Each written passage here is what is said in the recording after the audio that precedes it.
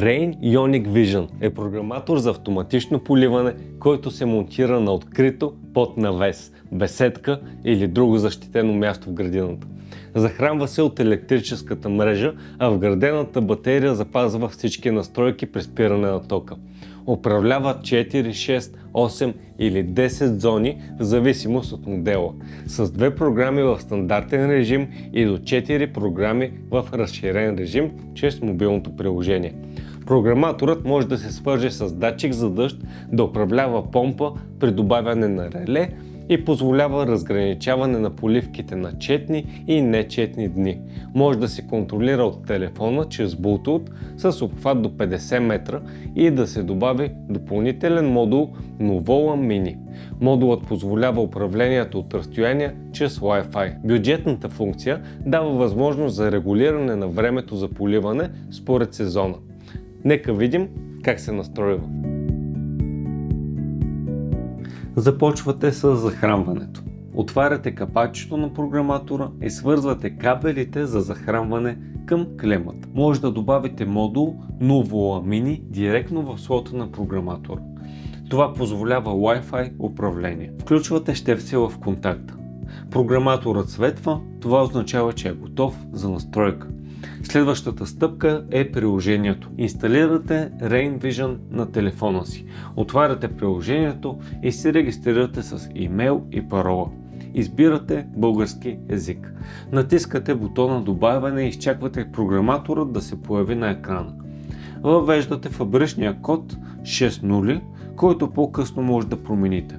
Важно е да знаете, докато устройството е сдвоено с този телефон, не може да бъде сдвоено с друг. През бутона добавяне откривате устройството Nuvola Mini. Избирате го и откривате другите прилежащи устройства. Например, датчик за дъжд. Така може да управлявате програматорът и модулите през Wi-Fi. Програматорът е в стандартен режим. На екрана виждате 3 бутона: програмиране, ръчно поливане и включване и изключване. Избирате програмиране и след това програма А. Първата стъпка е изборът на стартово време за поливане. Ако искате второ стартово време, настройвате друга програма по същия начин. Следващата стъпка е продължителността на поливане. Задавате времето за поливане за всяка отделна зона. В нашия случай използваме програматор с 4 зони. Избирате честотата на поливане на отделните зони. Определяте през колко дни да се извършва поливането според нуждите на растенията. Настройката се запазва автоматично. При нужда може да преминете в професионален режим. В менюто с настройки избирате смяна на програмиращ код и избирате Pro.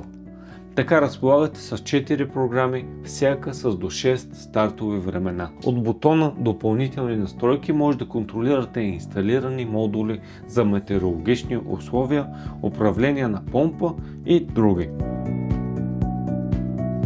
За ръчно управление избирате бутона Ръчно поливане от приложението или можете да го включите и изключите, като задържите 3 секунди бутона на корпуса на програматора.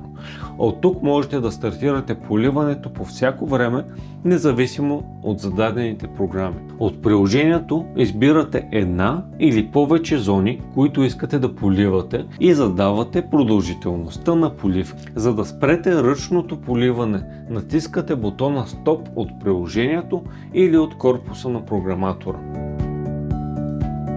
От главното меню избирате бутона Изключване или използвате бутона на корпуса.